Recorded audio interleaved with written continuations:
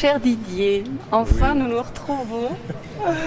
Enfin nous sommes réunis pour réaliser ton interview. Je suis ravie de t'avoir rencontré et d'être à tes côtés aujourd'hui. Donc je te propose qu'on commence. À ta disposition essentiellement. Essentiellement surtout. Oui. Tu exerces aujourd'hui en tant qu'aromatologue et formateur. Oui. Et tu es ingénieur chimiste de formation. Tu déchiffres donc une chromatographie comme un musicien déchiffrerait une partition normalement. Ah, j'adore. La rigueur scientifique est ton quotidien.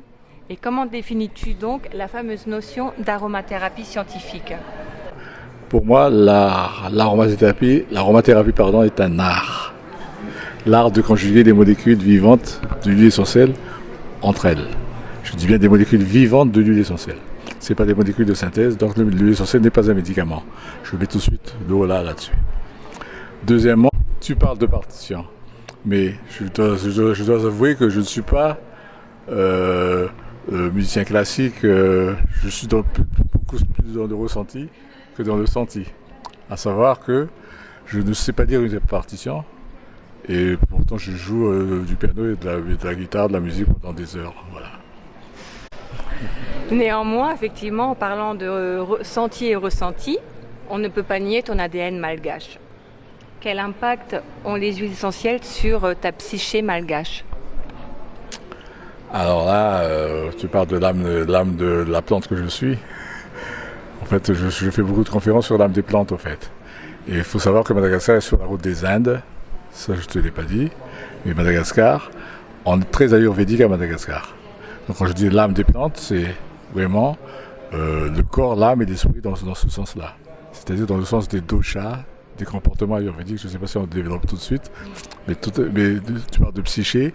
Mais au fait, l'âme malgache est là, présente, bien présente dans la profondeur de l'esprit, je veux dire. Voilà. Vois-tu cette intégration de l'aromathérapie clinique urgente et nécessaire ?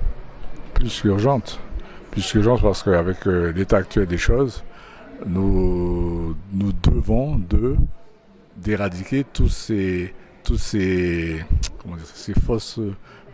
désinformations.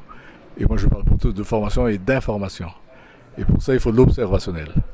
Et l'observationnel pour moi c'est le ressenti, même si c'est invisible, c'est la pratique même du patient qui doit être expert aujourd'hui. C'est lui qui doit être prioritaire. Après la science peut ou ne pas expliquer. Mais c'est le patient qui doit être expert en fait. Voilà, je ne sais pas si j'ai répondu à la question.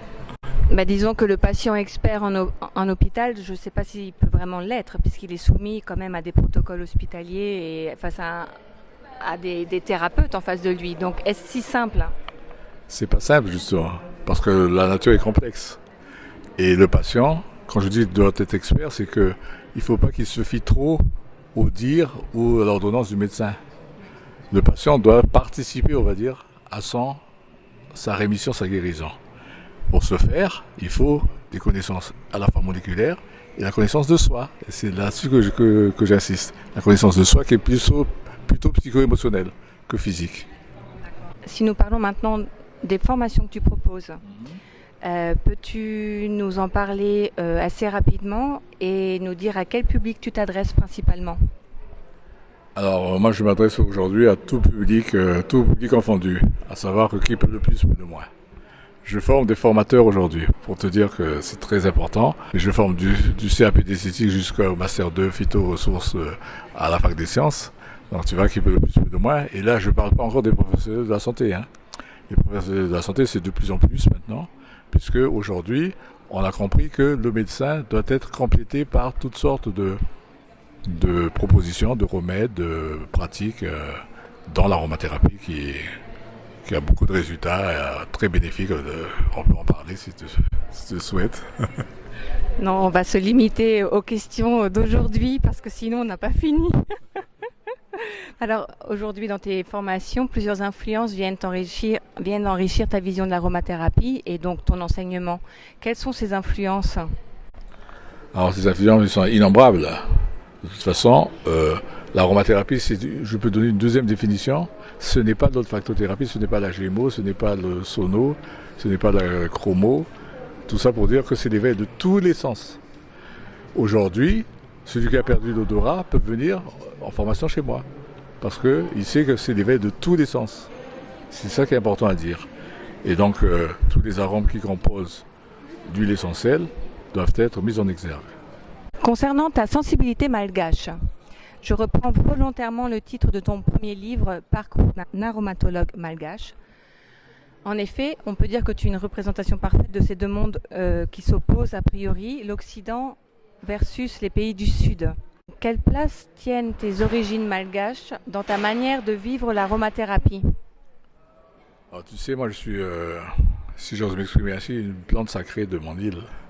À savoir que les plantes du Sud doivent parler d'elles aujourd'hui.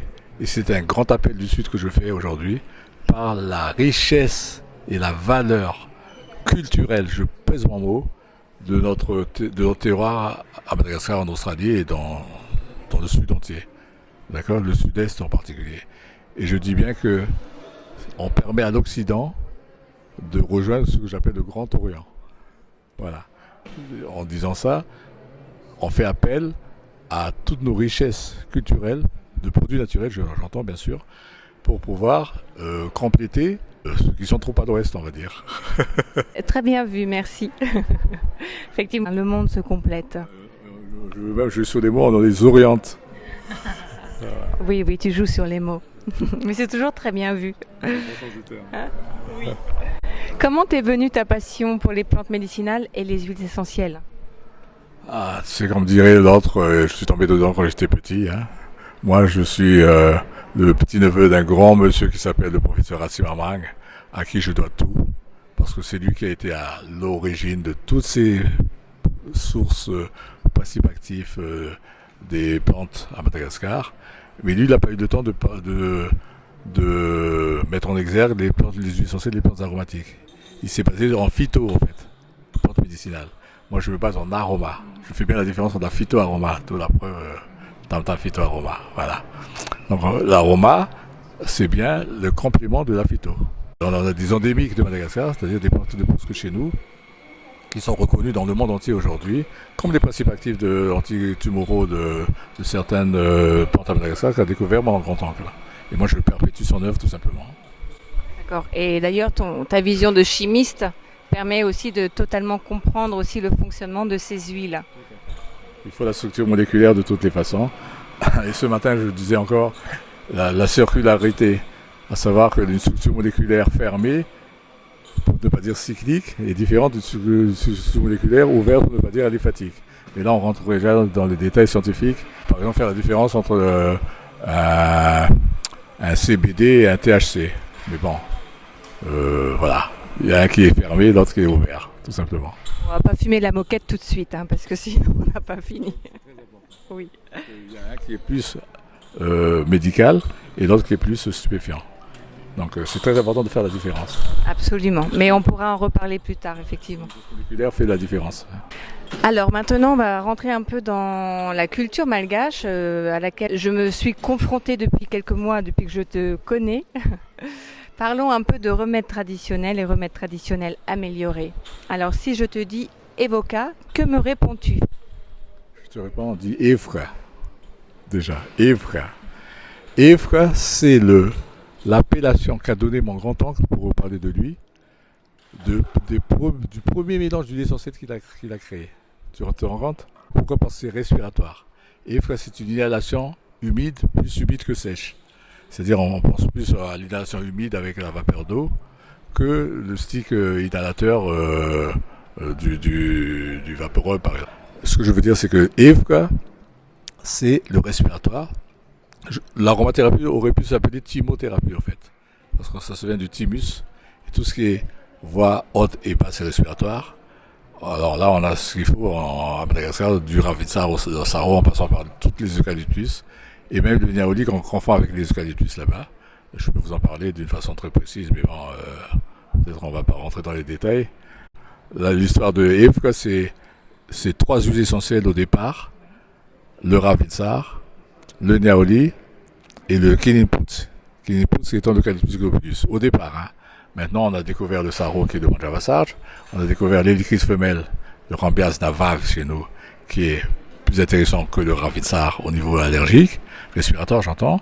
Le citrique et le cinéole aussi. Il y a pas mal de produits d'huile essentielle qui est acéniol, c'est-à-dire chémotypé de cet oxyde terpénique qui est très expectorant, donc pouvoir décongestionner de façon respiratoire. Alors là, on a ce qu'il faut. Hein. Vu les temps qui courent, encore une fois, pour respirer, on a ce qu'il faut. Parce qu'il faut pas oublier qu'il y a les terpènes en activité respiratoire. Alors terpènes plus oxyde, alors là, remercier la nature d'avoir dû procurer ce genre de produits, de molécules très, très respiratoires, on va dire. Très bien. Alors, si on continue sur cette lancée des remèdes traditionnels et remèdes traditionnels améliorés, si je te dis Artemisia annua, que me réponds-tu? Artemisia annua, c'est l'antipaludisme par excellence en phyto. Mais on est en train d'étudier en ce moment son huile essentielle parce que, comme le Ravinsar, qui est devenu une endémique, ça doit être propre au terroir. Mais le Ravinsar est devenu Ravinsar parce que le cinnamon camphora n'est plus camphré à Madagascar. C'est pour ça que c'est devenu Ravinsar. L'Artemisia annua, on est en pleine étude actuellement, puisque c'est ça qui fait le fameux Tambav chez nous, le fameux Covid organisme qui fait un buzz, comme l'hydroxychloroquine par exemple, là, ça il faut le dire. Et là, j'ai envie de dire, il y a une étude à faire dans la mesure où non seulement le terroir malgache va parler de lui, au niveau de l'Artemisia annua, il y a l'afra aussi, mais l'espèce annua est très intéressante pour l'antipalu. En plus, c'est le côté Tambav. Alors là, on y sera encore ce soir, mais Tambav, en fait, ça vient de mots vav, vav, c'est le féminin en malgache. Chez nous, en Occident, on dit infusion de grand-mère, mais ça ne suffit pas. Il manque cette alchimie, cette spagyrie qui existe dans l'esprit malgache, qui veut dire Tambav, c'est-à-dire le côté très culturel, très spirituel de Madagascar. Et là, j'ai envie de dire, plus c'est amer, meilleur c'est. C'est certaines amertumes du Kachafai, de l'Artemisia, plantes comme ça, qui sont amères, et plus ils sont amères, plus c'est important chez nous. J'ai essayé de développer de bout en bas, mais c'est impossible en français. Je pense qu'il faudrait en fait tout un livre dédié au Tambav, oui. Ok. Alors, si je te dis cette fois-ci Fossa, que me réponds-tu? Alors Fossa, j'allais dire, c'est notre baume au cœur. Fossa, encore une fois, c'est très, très spirituel. Tout le monde connaît le baume du tigre. Alors moi, en formation, après avoir vu toutes les molécules, on est en train de rétablir le baume du tigre. Mais pas le baume du tigre commercial, hein, ni industriel, le baume du tigre naturel. À savoir, le Fossa chez nous, ça peut être respiratoire comme le baume du tigre, et ça peut être aussi décontracturant. Donc on a ce qu'il faut en molécules. Hein. Je peux vous les citer les molécules, hein, pas de problème. Mais on peut faire du baume respiratoire, du Fossa respiratoire et du Fossa décontracturant, pareil. Mais toujours dans l'esprit malgache. Ce baume se ferait avec quelles autres matières premières? Eh bien, la base, bien sûr, ça peut être une cire de jojoba, ça peut être le gel de Vauna, qui est notre aloe vera, c'est plutôt l'aloe crocada chez nous. Alors le Vauna en base, le jojoba, la calophylle, voilà, et puis en huile essentielle, bien sûr, si c'est plus respiratoire, ça sera chémotypé, terpène, oxyde. Si c'est plus décontracturant, ça sera chémotypé, cétone, camphre, aldéhyde, enfin j'en passe, des meilleurs. C'est tous des anti-inflammatoires. Merci pour ces explications. Rentrons dans le sujet de la route des plantes, ce fameux voyage à la découverte de la flore malgache que tu organises depuis des années. Et j'aimerais que tu m'en parles davantage parce que je crois aussi que c'est l'occasion d'y échanger avec des praticiens et des distillateurs. Quel pont souhaites-tu créer en permettant ces échanges? Et puis parle-moi de ce voyage et fais-moi rêver parce que j'ai bien l'intention de t'accompagner à la prochaine. J'y compte bien. Alors, en gros, hein, ça fait 10 ans que j'accompagne des touristes sur place. Un véritable écotourisme formateur. À savoir qu'au mois de mai, c'est avant la saison des pluies. Non, c'est après la saison des pluies, excuse-moi. Le mois de mai, c'est après la saison des pluies. On fait le nord-ouest. Majinga, en bande, en Kif, Noussibé, la route des Anguilles, on va dire. Ou alors, c'est la route de la vanille, la Sava, et Vriman, plus tard. Et au mois de novembre, on vise la campagne des Litchi, qui est le 15 novembre.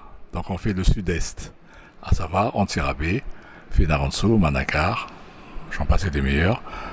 Ce que je fais rêver, bien sûr, c'est toute une route où on prend de petits trains pour entre Fénaransou et Manakar. On est, en Antirabé déjà, on visite au moins 4-5 plantations de Ravinsar, il faut le dire. On a des millésimes de plantations là-bas, sauvages, naturellement bio, je dis bien naturellement bio, pas certifiées. Je ne sais plus comment qualifier notre Éden de flore et de faune à Madagascar. Et on ne revient pas indemne de ce voyage. Et on y rencontre aussi des tradipraticiens? Les tradipraticiens, le petit guide local est tradipraticien chez nous. Il n'a pas fait d'études, c'est lui le plus proche de la nature. C'est pas de naturopathe d'ici, hein. Il est proche de la nature et il vous parle de la nature. Il nous apprend beaucoup de choses. Alors moi, quand j'arrive là-bas avec mon petit diplôme de chimie, si j'ose dire, on me croit le plus grand savant du monde, mais je leur dis non, c'est vous le plus important ici. C'est vous qui m'apprenez à m'émerveiller de la nature. C'est vous. Moi, je ne fais que de la théorie scientifique. Et j'insiste là-dessus. L'observationnel, c'est vous qui la vivez tous les jours. Et c'est vous qui nous apprenez des choses. Je bois du petit lait quand je suis là-bas. Avec mes connaissances scientifiques, mais je suis rien. C'est pas une question de dire tu as raison, j'ai tort. Non, c'est pas ça. C'est que la nature, c'est elle qui parle d'elle-même. Et l'observationnel sur place, c'est de l'invisible, je sais. C'est pas du palpable, hein. C'est pas. Mais qu'est-ce qu'on apprend? Puis ça te permet de créer ce pont entre l'Occident et le Sud, dont tu parlais auparavant. Comment définis-tu une huile essentielle de qualité médicale? Ou as-tu envie de la définir ainsi? Disons que le premier qui en parle aujourd'hui, c'est de mon ami Daniel Pénoël, le docteur Pénoël, qui parle de l'aromathérapie médicale. Il a bien raison, parce que il faut faire le lien. Il ne faut pas dire médical contre... non, il faut faire le lien entre l'aromathérapie et le médical. Et lui, il le fait parce qu'il est bien placé pour le faire. Et moi, je suis d'autant mieux placé que, si j'ose dire, je peux faire de par mon expérience, je peux faire le lien dans la mesure où on m'a proposé de créer des synergies standards en aromathérapie clinique. Je change le terme exprès, mais c'est pareil. L'aromathérapie clinique aujourd'hui, ça devient des protocoles médicamenteux, mais ce n'est pas des médicaments en fait. Il faut ajuster à chaque cas le protocole suivant le dosage et suivant les tempéraments, mais ça c'est une autre histoire. Les tempéraments, les comportements, le mouvement des énergies chinoises, c'est énorme. Là, il faut suivre ta formation. Tout à fait. Les méridiens, les chakras, tout va jouer. L'huile essentielle a la chance d'être intelligente, elle, parce qu'elle va aller où elle doit aller. C'est ça les molécules vivantes, au fait. Parce qu'il y a une certaine biorésonance, on va dire, entre l'individu, le consommateur, comme on dit chez nous, et les molécules de l'huile essentielle. Donc c'est cette synergie, c'est celle qui est le plus naturelle, hein, cette biorésonance magnétique là. Voilà. Et les chémotypes dans tout ça? Les chémotypes, alors pour définition, c'est une substance variable qui, suivant des notions botaniques et biochimiques, va être différent suivant le cas, quoi. C'est-à-dire que demain, peut-être qu'il y aura d'autres, peut-être que le Ravinsar redeviendra confré, peut-être que les romarins sera plus, aura d'autres chémotypes que les trois qu'on connaît, le cinéole, le confré, le verbénone, enfin bref, peu importe. La connaissance moléculaire fait le reste. C'est-à-dire que c'est ça les chémotypes, en fait. Et attention, toutes les huiles essentielles ne sont pas chémotypées, hein. Seulement sortir la chromatographie, tout simplement. À partir du moment où on a la chromatographie, j'aime bien la chromatographie, c'est très photographie. Juste l'ADN de l'huile essentielle, ces chémotypes en fait ont des caractéristiques à la fois physiques et psycho-émotionnelles. Donc les trois, le corps, l'âme et l'esprit, encore une fois, le cerveau reptilien, le mammifère et l'intellect, quoi. Moi, je préfère dire l'être essentiel, c'est le physique, l'affect, le cœur et l'intellect. Là c'est plus simple à comprendre. Alors, parle-nous du label DR Lab. Grandes études à faire. C'est-à-dire le label, aujourd'hui, je me rends compte que il y a deux labels, HECT et HEPPD, c'est pareil pour moi.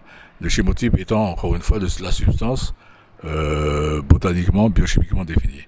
Et là, je vais faire pareil pour les ustensiles de Madagascar, notamment, c'est mon domaine, où je vais définir d'une façon botanique et biochimique, d'une façon très très précise, pour mettre la qualité supérieure en exergue. Je dis bien supérieure. Parce que la citronnelle de Madagascar, c'est la seule que je mettrai dans mes plats. Le cyprès de Madagascar, c'est celui qui est le plus circulant pour moi. Le basilic, la bétige avicole, c'est le plus intéressant. Le gingembre, c'est le plus citronné. Enfin bref, naturellement, hein. Donc le terroir, il est pour beaucoup.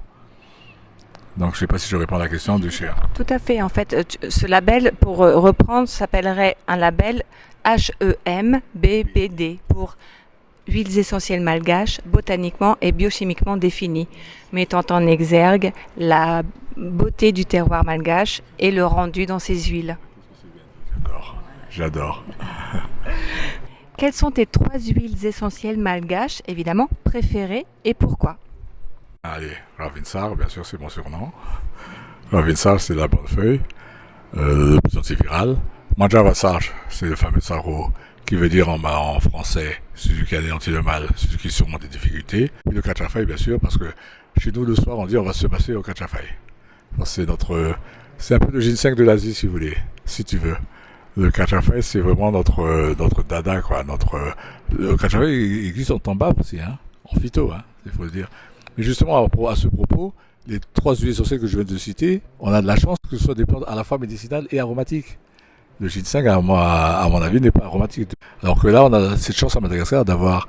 Le sarro a été découvert il n'y a pas longtemps. Hein. On utilisait le manjavasar, si tu veux, par décoction des feuilles pour donner du courage, pour aller faire des luttes, pour aller tuer le bœuf, le zébu. Voilà, en phyto. Et on a vu que c'était aromatique, donc on a fait de l'huile essentielle. Ça a renforcé la phytoaroma, la complémentarité aroma de RT, c'est-à-dire RTA du RT. Oui. Ouais, voilà. Le kachafai, c'est pareil. C'est à la fois tambave, en phyto, et à la fois huile essentielle de kachafai. C'est ce qui est terpéné, très très bonne pour la méditation, bon anti-inflammatoire. Voilà, on a tout pour plaire, quoi. Et puis si je vais dans d'autres domaines, par exemple du parfum, je dirais plutôt langose, géranium et ylang-ylang. Langose, c'est le gingembre papillon. Voilà. Les épices et aromates. Les gingembre, curcuma, et puis avouzou, qui est notre anis anisata. Et puis si on fait parler aussi citronnelle.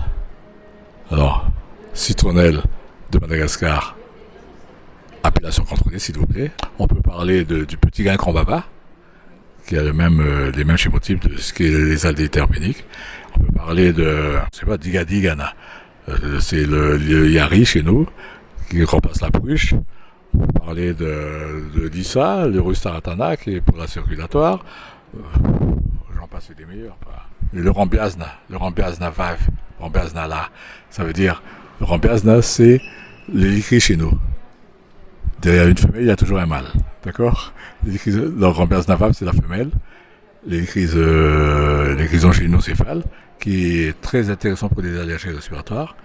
L'hélicryse mâle, qui est aussi, comme l'hélicryse italienne, intéressante pour tout ce qui est peau, cutanée. Et puis j'en passe des meilleurs, quoi. Enfin, tout ce qui est Aïbala, c'est pareil, c'est l'hélicryse faradifani. Et le farmonti, enfin, j'en passe des meilleurs. C'est énorme. C'est énorme comme végétation. C'est très riche, effectivement, un terroir magnifique à protéger. Et tu as vraiment triché parce que je t'avais demandé 3 huiles et tu me les as quasiment toutes citées. C'est important pour moi parce que en ce moment je fais du vatarum, du caparum et du pitarum. Ça veut dire quoi? Ça veut dire que les doshas en question, suivant le comportement qu'on a, l'humeur qu'on a dans la journée, on peut rétablir son équilibre grâce à ces 3 mélanges. Voilà. Je dis que ça, mais ces 3 mélanges à partir des huiles essentielles de Madagascar. Hein. Mais il faut vraiment suivre tes formations pour comprendre et approfondir. Oui, non, si vous allez dans mon livre, vous comprenez que l'Ayurveda, c'est très important. C'est quand même la civilisation la plus ancienne.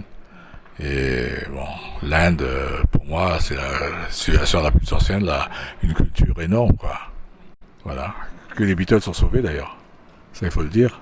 Parce que ça a failli être comme l'anémisme chez nous, qui a été missionné par le catholicisme, entre autres. C'est très important à dire parce que on a perdu notre culture. Ils nous ont fait perdre notre âme quelque part. Et ça, il faut le dénoncer. Faut pas perdre son âme. Voilà. Je suis bien d'accord avec toi et je suis tout à fait solidaire. Alors, aurais-tu quelques secrets d'utilisation des huiles essentielles made by Didier à nous révéler? Alors, Made by Didier, je vais te dire, il y a déjà 15 à 20 protocoles que j'ai créés en standard clinique. Moi, j'allais dire, ce qu'il faut savoir, c'est d'abord la connaissance de soi et la connaissance moléculaire. Ça, c'est fondamental. À savoir que pour créer une synergie, moi, le plus gros cadeau que je fais en stage, c'est de leur offrir un stick. Il y en a qui s'arrêtent de fumer grâce au stick. Pour te rendre compte. Il y en a qui retrouvent leur rumeur grâce au stick. À retrouver des gens qui sont Alzheimer, l'autisme au niveau de perte d'odorat, perte de ci, perte de ça, suivant le stick inhalateur seulement, hein, et bien ils arrivent à retrouver leur sens. Après, encore une fois, c'est une question de sensibilité. Soit la personne est plutôt vata, pitta, kapha, encore une fois, c'est-à-dire soit elle est plus sensible au niveau olfactif, soit elle est plus sensible au niveau cutané, soit au niveau visuel. Voilà, je cherchais le terme. Alors, tout ça pour dire que on est dans un cas à chaque fois à considérer. Une façon, pour répondre à ta question, quelle est la recette? Il n'y a pas de recette miracle. Il y a sa recette propre, à sa vérité. Voilà. Je réponds pas à la question, je sais. Mais ce qui veut dire qu'il faut connaître quand même un minimum l'aromathérapie avant de pouvoir l'utiliser, l'intégrer dans un quotidien. Et puis aller en faisant ses propres expériences. Qualité et dosage, je crois que c'est les mots-clés. Qualité et dosage. Voilà. Mon cher Didier, cette interview touche à sa fin. Est-ce que tu souhaites rajouter quelque chose? J'allais dire, la nature prend ses droits. Personne à la science infuse. On doit juste s'émerveiller tous les jours à son réveil de cette nature splendide qui nous attend. Et je vais faire de très bouddhique l'impermanence, pour ne pas dire de la complexité de la nature, et l'interdépendance de ces éléments. C'est les maîtres mots. Impermanence, interdépendance. Quand on a compris ça, on a compris la part qu'on doit faire, la pierre qu'on doit apporter à l'édifice. Voilà. Essentiellement vôtre. Merci. Alepha. Alepha, oui, Alepha, ça veut dire aller chez nous.